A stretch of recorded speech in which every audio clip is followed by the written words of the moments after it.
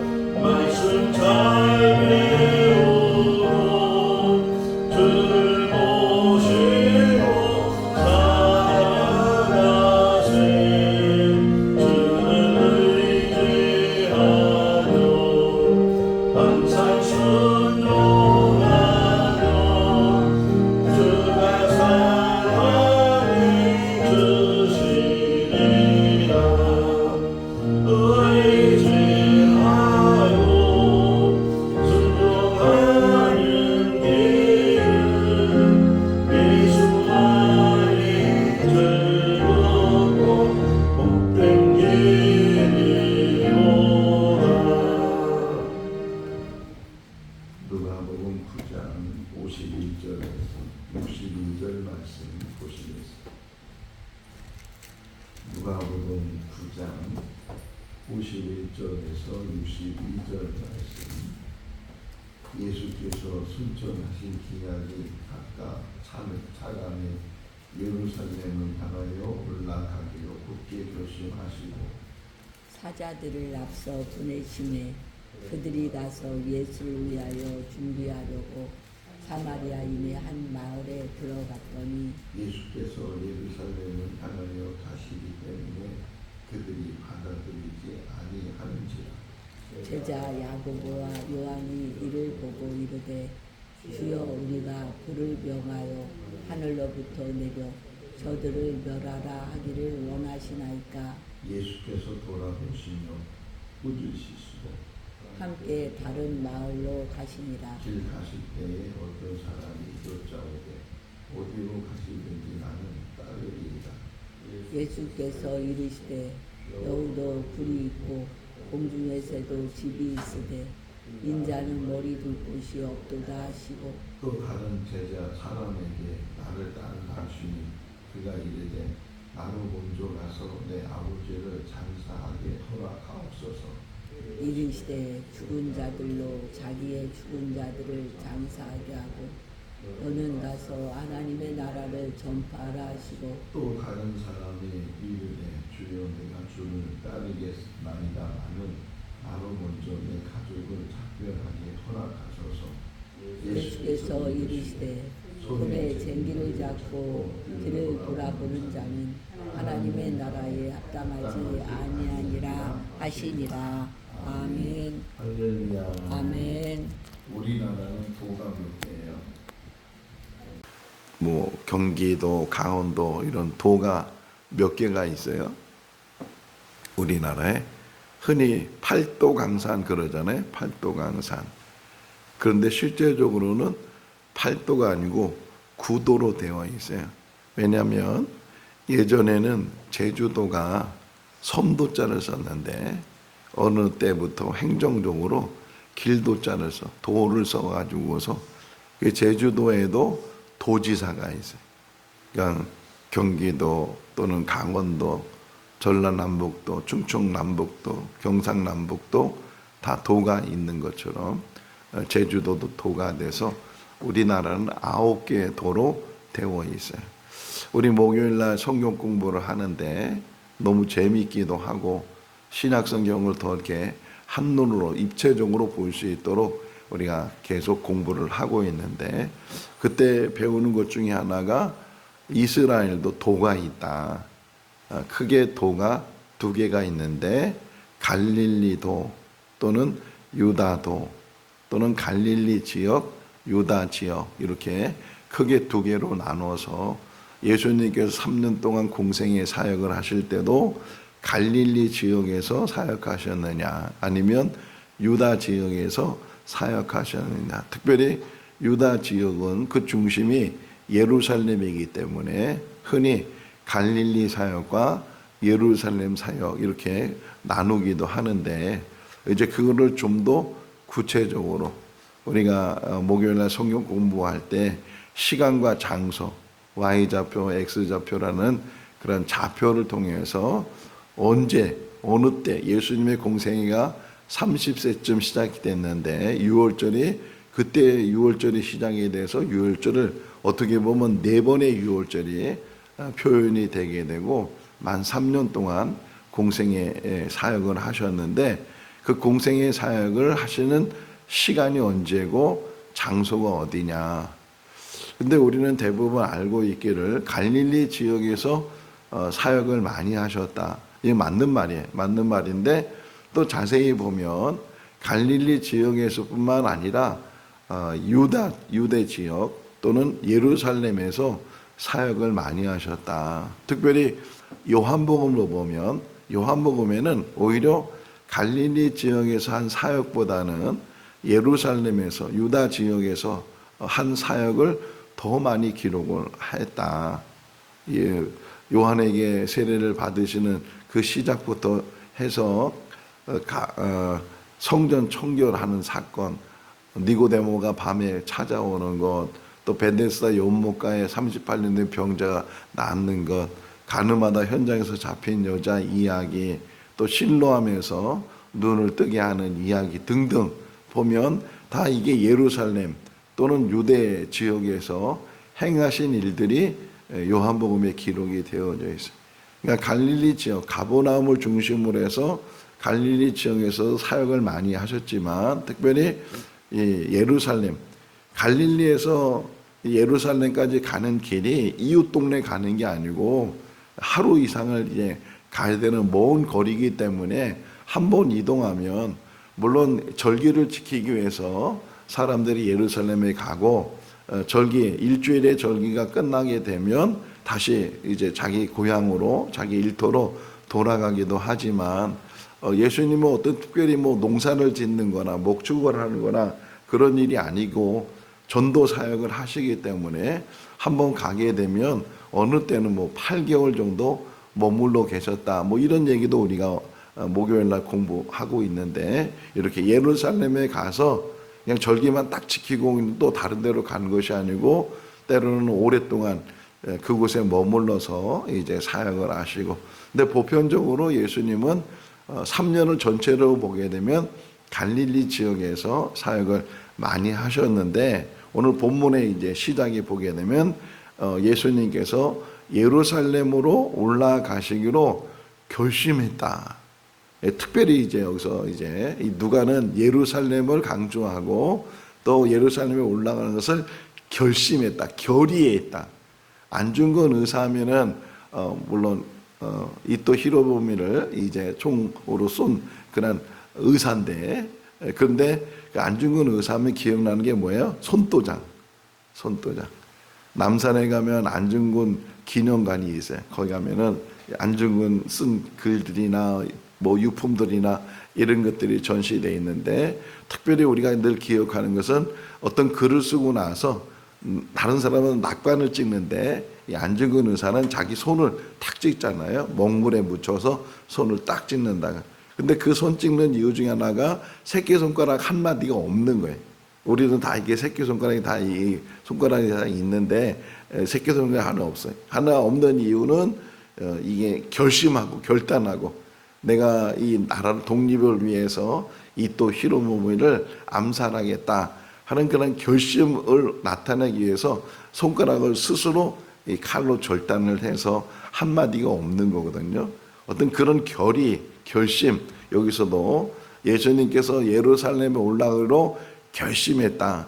뭐 예루살렘에 처음 가는 것도 아닌데 여러 번 가는 거거든요. 명절 때, 유월절 때 가기도 하고 또 수전절 때 가기도 하고 이렇게 가게 되는데 특별히 여기서 결심했다는 것은 이제 정말 예수님이 이 땅에 오신 목적을 이루시기 위해서 그 결심을 했다. 자, 그런데 51절 다시 보시면 이 누가는 그 결심한 것을 먼저 설명하는데 뭐가 가까웠다고요? 승천하실 기약이 차감해 이렇게 설명했어요. 승천하실 기약이 차갔다. 이 승천이라는 단어는 안 나오는 단어예요. 왜냐면 누가 승천해요? 뭐 엘리야도 이렇게 하늘로 올라갔지만 승천이라는 단어는 내가 지금 찾아봤거든요. 열왕기하 2장에 엘리야가 어떻게 올라갔는가, 그 표현이 어떻게 되어 있는가. 그러니까 불병거가 이렇게 와가지고서 그 수레에 타서 하늘로 올라갔다 이렇게 표현되어 있지 승천이라는 단어는 쓰지 않는데 지금 이 누가는 예수님의 그 사역 속에서 승천이 이제 다 차가게 돼서 승천이 가까워졌기 때문에 이렇게 표현했다고요. 근데 예루살렘에 올라가는 목적은 뭐예요? 승천이 아니고 십자가를 지기 위해서. 그러니까 십자가 사역을 감당하기 위해서 지금 결심하고 지금 예루살렘으로 이제 가려고 하고 가고 있는 중인데 이 누가는 승천에 대한 표현을 했단 말이에요. 그러니까 어떤 면에서는 이 전체를 다 알고 있으니까 전체를 다 알고 예수님이 십자가에 죽으시고 3일 만에 부활하시고 40일 동안 제자들과 더불어 있다가 감람원에서 하늘로 올라가셨다. 승천하셨다. 근데 사람들이 하늘만 쳐다보니까 두 천사가 나타나서 너희들 왜 하늘만 쳐다보냐. 너희가 본 그대로 구름 타고 그분이 다시 오실 것이다. 뭐 이런 이야기를 쭉 전개해 나가면서 누가는 예수님의 모든 일대를 쭉 설명해 가면서 그분이 어떻게 뭘 하셨으며 또 마지막 그 하신 일 후에 어떤 일이 일어났으며 하는 것들을 다 알면서 보면서 그것을 기록을 하니까 다른 복음서가 오히려 표현을 하면 뭘 결심하는 거예요? 이제 십자가 지고 주님의 뜻을 이루려고 올라가신, 물론 그렇게 해서 올라가시는 건데, 근데 이 표현은 십자가만 끝나는 것이 아니고 십자가 뒤에는 부활이 있고 거기에 승천이 있다. 할렐루야. 우리 인생도 고생만 있는 게 아니고 어려움만 있는 게 아니고 믿음 생활하면서 힘든 그런 과정도 있지만, 그러나 그 모든 과정들이 우리 인생 가운데 훗날에는 그것이 승천의 역사로 일어나게 될 것이고 부활의 역사로 일어나게 될 것이고, 하나님 앞에 설 때 잘했다 칭찬 듣는 상급의 역사로 일어나게 될 줄로 믿습니다. 십자가의 길을 가는 게, 믿음의 길이라는 것은 평탄한 길이 아니고 쉬운 길이 아니고 편안한 길이 아니고, 이따 이제 제자에게 나는 주님을 따르겠습니다, 그런 세 명의 어떤 제자 이야기가 나오는데, 그 이야기 속에서도 정말 중요한 게 뭔가 하는 것들을 우리에게 말씀을 해주고 있는데, 어쨌든 예수님은 끝까지 잊어버리지 않는 것은 하나님의 뜻이었어요. 내가 이 땅에 태어나서 이 땅에서 해야 될 일이 뭔가, 나의 사명이 뭔가, 내가 감당해야 될 일이 뭔가 하는 것들을 주님은 끝까지 잃지 않으시고 흔들리지 않으시고, 그것이 아무리 어려운 길이라 할지라도 죽음의 길이잖아요. 뭐 나이 들어 죽을 수도 있고 병들어 죽을 수도 있고 뭐 사고로 죽을 수도 있고, 그렇지만 이거는 지금 그런 죽음이 아니고 대신 죽어서, 그래서 대속의 죽음을 통해서 인류를 구원하는, 인간의 모든 죄와 죽음의 문제를 해결하는 가장 큰 사명을 가지고 이 땅에 오셔서 그 사명을 이루는 그러한 과정 속에서 지금 그 모습을 보여주고 있다는 거예요. 예수님은 정말 인류를 구원하는 사명 가지고 이 땅에 오셨고, 우리는 그런 사명은 아니라 할지라도 우리 각자에게 주어진 그런 사명이 있는데, 그 각자에게 주어진 그 사명을 놓치지 말고, 가다가 중단하지 말고, 포기하지 말고 끝까지, 그것이 심지어는 죽음이라 할지라도. 그래서 사도 바울도 고백하잖아요. 사도행전 20장 24절에서 내가 복음을 전하는 일에 대해서 내가 내 죽음조차도 아깝게 여기지 않겠다, 두려워하지 않겠다. 죽음조차도 이 복음을 전하는 일이라면 내가 기꺼이 내 목숨까지도 내가 내놓을 수 있다. 예루살렘에 올라가지 말라고, 올라가면 붙잡힌다고, 올라가면 죽는다고 그렇게 사람들이 만류하는데도 불구하고 죽으면 죽으리라 에스더가 말한 것처럼 사명을 위해서, 여러분 우리의 삶은 사명자의 삶을 살아야 될 줄로 믿습니다. 잘 먹고 잘 사는 것이 목적이 아니고, 잘 먹는 거 괜찮아요, 잘 사는 거 괜찮아요. 근데 잘 먹고 잘 사는 거 그 목적이 전체의 목적이 아니고, 왜 잘 먹어야 되는지, 왜 잘 살아야 되는지, 왜 건강해야 되는지. 어제 우리 아내하고 이제 청주 나가면서 우리 아내가 저한테 건강하라고, 오래 살아라고. 저한테 건강하라는 의미는 뭐예요? 오래 살아라는 의미는 뭐예요? 장수의 의미는 뭐예요? 저는 이렇게 받아들여요. 아, 오래 사는 동안 하나님의 일을 더 끝까지 잘해야 되는구나. 언제 우리가 이 세상 떠날지 모르지만, 오늘 떠난다 할지라도, 오래 떠난다 할지라도 우리의 삶은 사명자의 삶이에요. 우리 각자에게 주어진, 그렇다고 해서 그 사명을 완전히 이루면서 사는 것은 아니고, 우리의 주어진 사명을 감당하다가 때가 돼서 하나님 부르신다면 하나님 앞에 가는 것이 우리 인생이 되는 줄로 믿습니다. 자, 그러면서 이제 올라가게 되는데, 갈릴리에서 예루살렘으로 가니까 그 가운데 사마리아가 있다는, 사마리아를 지나가는 거예요. 자, 근데 뭐라고 표현되냐면, 예수님이 먼저 사람을 보내서 사마리아 어떤 마을에 들어갈 수 있도록, 거기에 잠깐 머물 수 있도록, 짧은 거리가 아니니까 가다가 쉼을 가져야 되고 또 가다가 잠도 자야 되고, 그러다 보니까 사람을 먼저 보내서 사마리아 지역에 들어가서 쉴 수 있도록. 그런데 사마리아 사람들이 들어오기를, 또 머물기를, 또 하룻밤 자기를 거절했다는 거예요. 거절했다. 이 거절의 의미를 잘 우리가 묵상을 해야 되고, 근데 거절의 의미가 또 나와요. 여기 53절에 보게 되면 왜 거절했는가? 그 예수님과 예수님의 제자들이 예루살렘으로 올라가는 것 때문에, 예루살렘에 올라가는 것 때문에, 아니 뭐 예루살렘에 올라가는 게 왜 나쁜가? 가는 길이니까 잠깐 가다가 뭐 주막에 머물 수도 있고 여관에 머물 수도 있고 이렇게 머물 수도 있는데 사마리아 어느 한 마을에서는 그들의 머무는 것을, 그들이 멈추는 것을 거절하고 빨리 가라고, 지나가라고 이렇게 하는 이유, 예루살렘에 올라간다 하는 의미. 더 깊은 의미를 이들은 깨닫지 못했지만, 왜 예루살렘에 올라가는 일을 깨닫지 못했지만, 예루살렘이라는 단어만 들어도 사마리아 사람들은 진절머리가 난다 그럴까요? 고개를 절레절레 하면서, 왜 먼저 유대인들이 사마리아 사람을 인정하지 않고 사마리아 사람에 대해서 좀 비아냥거리기도 하고, 그러니까 혼혈된 사람들이잖아요. 사마리아 사람들은 순수한 유대인이 아니고 이 아수르에 의해서 멸망당하면서 막 혼혈로 만들어 놨기 때문에, 그래서 이 유대인들은 상종도 안 했다 그러잖아요. 사마리아 여인이 예수님과 대화를 나누면서 그렇게 얘기한 것처럼. 그러니까 어떤 면에서는 반감이 생기기도 하고, 그 사도 바울 시대에 보면 터키라는, 튀르키예죠. 지금은 튀르키예 그 지역에 교회들이 많이 세워졌어요. 또 거기가 복음의 어떤 전초 기지처럼, 거기에 뭐 에베소도 다고 있고 막 이렇게 거기가 전초 기지였는데, 지금은 기독교인을 찾아보기가 어려울 정도로 다 이슬람, 물론 이슬람에 대해서 많은 어떤 문화와 지배와 이런 것들을 받았기도 했지만, 그 중에 하나가 뭐였냐면 십자가 전쟁 때문에 그래요. 자, 유럽에 있는 사람들이 예루살렘이 이슬람화 되니까, 야, 어떻게 우리 정말 성지가 예수님의 어떤 십자가 뭐 이런 모든 것들이 다 예루살렘에서 일어난 일인데 예루살렘이 어떻게 이슬람화 되는가, 이래가지고서 십자군 전쟁으로 유럽 사람들이 이렇게 예루살렘까지, 이스라엘까지 내려오는데 꼭 거기를 지나가야 돼.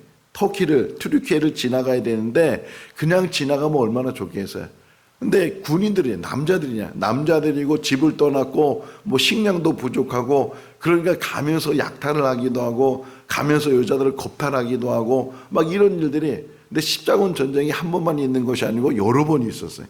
그러니까 이런 일들이 계속 반복되고, 그러다 보니까 이 십자군 사람들이 지나고 나면 막 마을이 막 풍지박살이 나고 막 여자들이 막 겁탈당해가지고서 막 이 가정에 문제가 생기고, 이게 계속 몇 번 반복되다 보니까 반감이 생기잖아요. 반감이 생겨요. 기독교에 대해서 아주 진절머리 난다고, 우린 기독교 상대도 안 할 거라고 어떤 그런 감정이 있었던 것처럼, 사마리아 사람들에게도 예루살렘이란 단어만 들어도 그냥 고개를 젓게 되고 이런 부분들. 그래서 뭐라고 표현해요? 53절에 예수께서 예루살렘에 향해서 가시기 때문에, 그래서 그들이 받아들이지 않았다, 거절했다, 이렇게 표현하고 있어요. 자, 요게 중요해요. 예수님께서 나사렛에 갔을 때 나사렛 사람들이 환영했어요, 거절했어요? 거절했잖아요. 거라사 지에 가서 귀신 들린 사람을 내쫓아주고 온전하게 만들었는데, 그 거라사 사람들이 예수님을 환영했어요, 거절했어요? 거절했어요. 빨리 떠나시라고, 우리를 떠나라고. 그래서 예수님은 그 귀신 들린 사람만 치유하고 다시 이제 야유로를 만나는 그런 이야기를 우리가 보게 되는 것처럼, 이 사마리아 사람들이 예수님을, 그러니까 막 갑자기 요한과 야고보가 화가 나가지고서, 아니 저들이 예수님을 거절했습니다. 저들을 가만두겠습니까? 불을 내려서 저들을 진멸하십시다. 저들을 심판하십시다. 막 그렇게 얘기를 했어요. 그러니까 예수님께서 오히려 그 야고보와 요한을 꾸짖으셨다 그래. 돌아보시면서 그들을 꾸짖게 되고 다른 마을로 옮겨지게 됐다, 이렇게 표현하고 있어요. 어떤 면에서는 요한과 야고보가 충신인 것 같고 예수님을 보호하는 것 같고 예수님을 대변하는 것 같고, 그런데 더 깊이 들어가면 지금 보아너게라 그러죠. 이 야고보와 요한을 보아너게, 별명이 보아너게가 뭐예요? 우리의 아들들. 막 격하고 막 흥분되고 꽝꽝 이렇게 막 우레가 치는 것처럼 그런 성품들. 근데 이게 나중에 요한을 가리켜서, 사도 요한을 가리켜서 사랑의 사도다 그러잖아요. 늘 네가 사랑으로, 사랑. 요한복음의 중심도 내가 너에게 새 계명을 주네, 너희는 서로 사랑하라. 이게 요한이 쓴 예수님의 말씀이고, 또 요한 1, 2, 3서를 보게 되면 그가 사랑에 대해서, 또 에베소에서 목회하면서도 그가 끝까지 사랑에 대해 설명했다.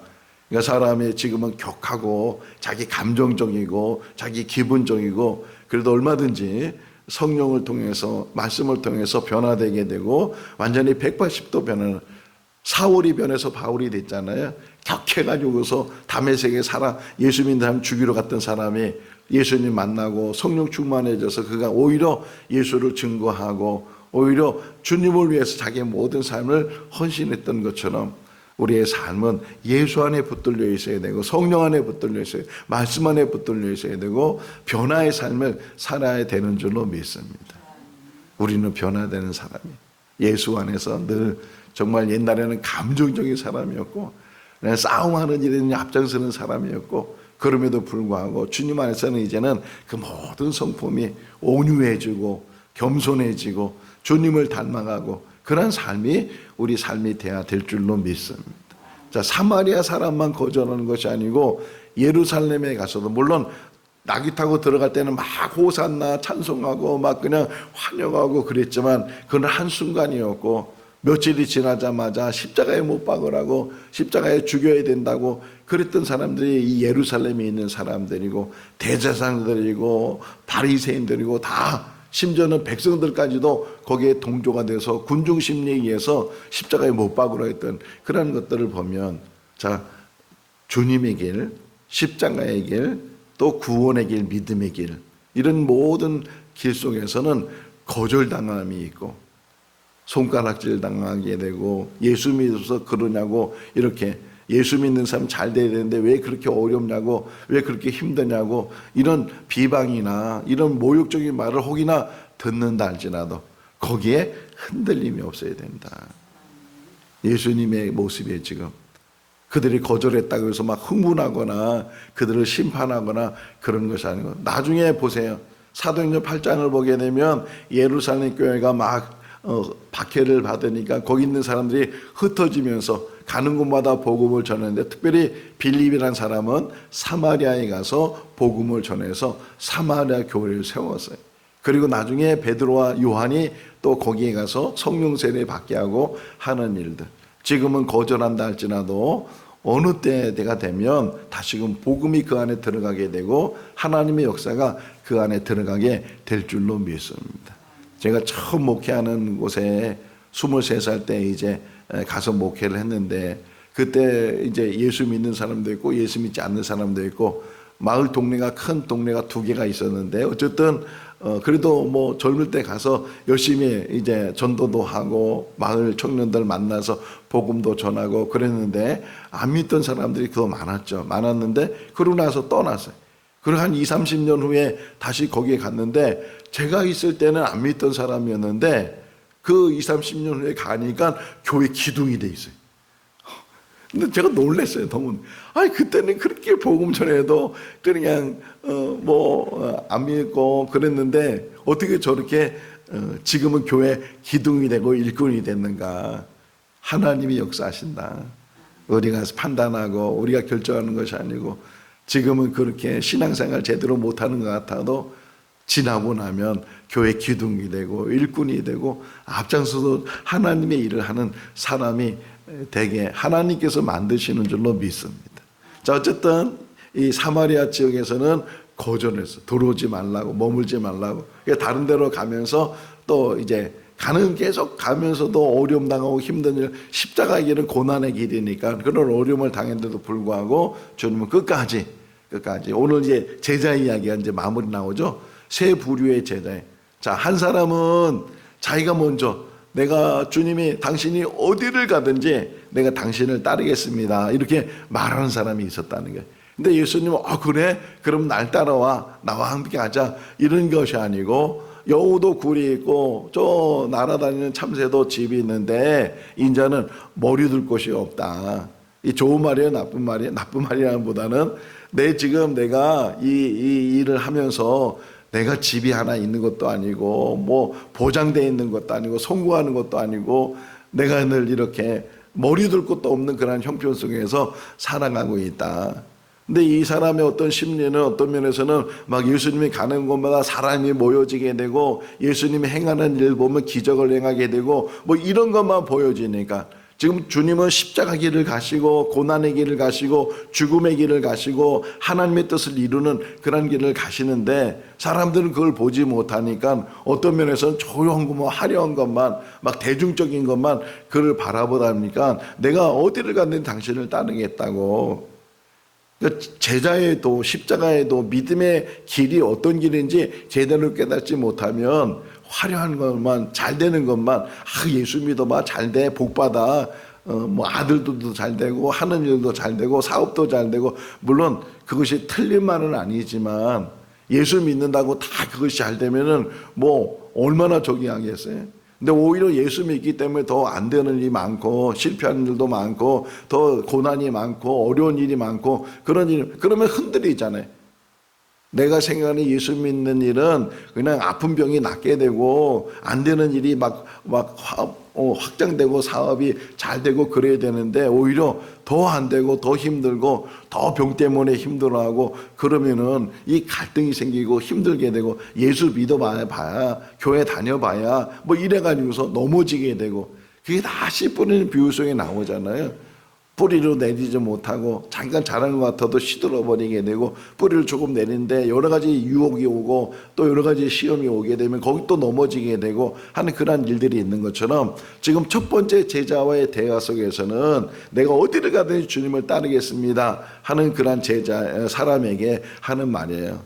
나는 머리 둘 곳도 없고 뭐 나를 따른다고 해서 뭐 성공하거나 출세하거나 한자리 하거나 그런 길이 아닌 것을 이 제자에게 얘기해요. 근데 두 번째 사람은 오히려 예수님께서 그 사람에게 나를 따르라 이렇게 얘기하셔요.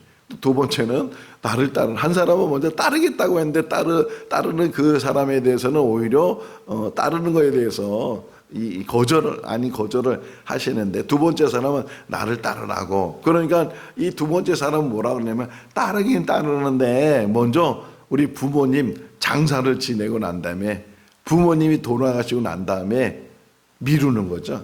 나중에 내가 뭐 안 믿는 건 아닌데 내가 지금은 바빠서 내가 지금은 뭐 이런저런 일이 있어서 내가 교회는 안 나가지만 내가 때가 되면 내가 교회 나가겠다고 내가 나중에는 교회 다닐 거라고 뭐라고 표현하냐 먼저 이런 표현이 나와요. 두 번째 사람 세 번째 사람은 먼저 내 부모님을 장사 지낸 다음에 그 후에 주님을 따르든지 안 따르든지 그때는 그 후에 내가 더 생각해 봐서 결정을 하겠다고 하는 그런 이야기를 하게 돼요. 그러니까 뭐라 그래요?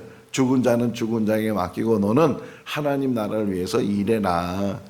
세상적인 일 때문에 미루지 말고 미루다 보면 우리 박지호 목사님 늦은 나이에 신학해서 이제 목사가 되셔서 지금 목회 이제 하고 있는데 주님의 사역을 감당하고 있는데 만약에 더 미뤘다면 지금은 이제 신학할 때가 아니고 지금 안수 받을 때가 아니고 그러다 보면 언제 그 미루다 보면 못하는 일들도 일어나게 된다. 자, 세 번째 사람의 이야기.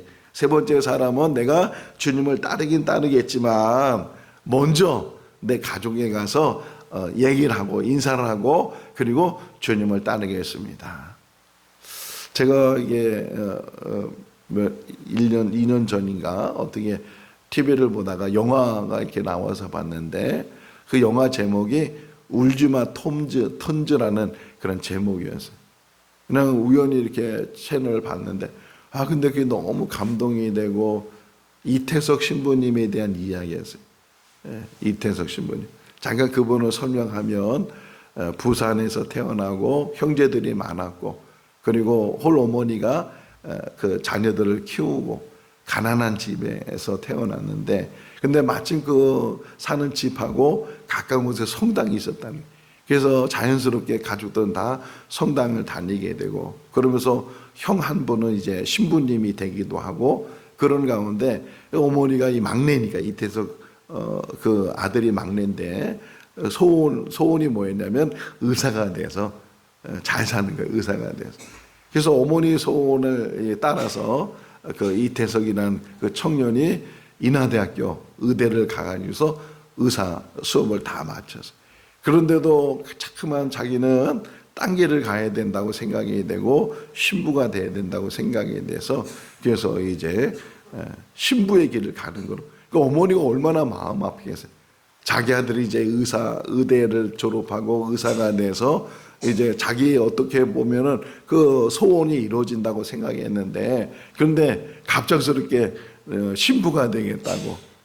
그래 광주 가톨릭 가톨릭 대학교를 가서, 그래서 신부가 처음에는 막 만류하잖아요. 왜 그 길을 가려고 하냐고, 꼭 신부가 돼야 되냐고. 그러다가 결심이 너무 대단하니까 말리지 못하고 결국은 이제 신부가 되도록. 근데 거기서 끝나는 것이 아니고 신부 서품식을 하면서 이제 자기가 뭘 할 건가를 또 결정하는데, 저는 신부가 되면 아프리카로 가겠다고. 아프리카 가서 그 어려운 사람들을 도와주겠다고. 너무 또 놀란 거예요. 아니, 신부가 되면 또 너무 힘들어. 근데 자기 인생을 다 내려놓고 그 아프리카에 간다고. 어머니가 얼마나 충격을 받았겠어요. 막내 아들이 신부가 된 것도 너무 마음이 힘든데, 편하게 신부로서 사역하고 사제 활동을 할 수 있는 그런 곳이 한국에도 많고, 또 한국 안에서도 어려운 사람 도와줄 수도 있는데도 불구하고 아프리카로 가겠다고.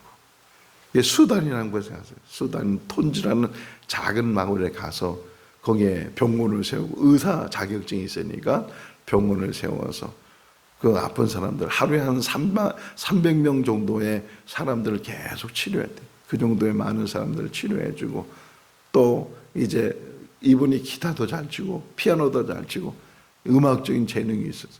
그래가지고서 또 아이들 모아가지고서 악기를 가르치기 시작했어요. 악기를 가르쳐서. 근데 오늘날 이제 한국에 와서 건강무청 대장암 발견.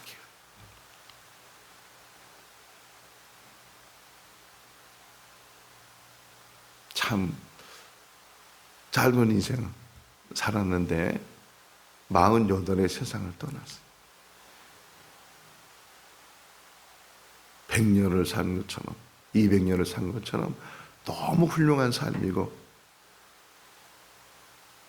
지금도 그 이태성 신부님의 그 정신이 계속 이어지고 있대. 계속 이어지고 있으면서. 그리고 톤즈라는 그 작은 마을에 이태석 신부님에 의해서 영향을 받아서 열심히 공부를 하고 의사가 되고, 이런 사람들이 계속 그 안에서 나오게 되고,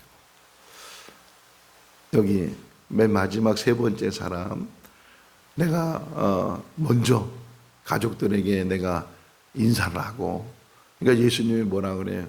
쟁기를 들고 뒤를 돌아보지 않아야 된다. 이런 사람은 하나님 나라에 합당할 수가 없다. 때로는 이 목회하고 때로는 신앙생활하고 이런 일에 가까운 사람들이 우리를 붙들고 우리를 넘어뜨리려고 하고, 그런 일들이 우리 가운데 늘 일어날 수 있다는 거예요. 뒤돌아보지 않도록, 놓치지 않도록 하나님 나라에 대해서 끝까지 붙들고, 합당하지 않다는 합당한 일을 하는 게 뭐예요? 놓지 않는 거예요. 미련을 갖지 않는 거예요. 뒤돌아보지 않는 것이고, 끝까지 앞만 보고 천국 향해서 나가는 믿음의 삶이 우리 삶이 돼야 될 줄로 믿습니다. 결심했다는 거예요. 내가 이 결심한 일을 끝까지 이루겠다. 주님께서 예루살렘 향해서 올라가시는 것처럼 우리도 끝까지 믿음 안에 붙들려서 끝까지 그 결심에서 흔들림이 없이, 하늘의 밀이 땅에 떨어 죽지 않으면 하늘 그대로 있고 죽으면 많은 열매를 맺느니라. 많은 열매를 맺는 그런 삶이 우리 삶이 될 수 있기를 주님의 이름으로 축원합니다. 기도하겠습니다. 사랑이 많으신 하나님 아버지, 오늘도 저희들 건강을 주시고 또 주님의 전에서 하루 시작할 수 있도록 인도하여 주신 것 감사합니다.